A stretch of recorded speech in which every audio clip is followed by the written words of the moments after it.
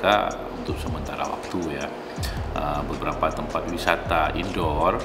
terutama PLT di Apung, kemudian Bud di atas rumah, kemudian juga makam Sakuala, kemudian Museum Tsunami dan beberapa tempat lagi di Banda Aceh ya kita tutup.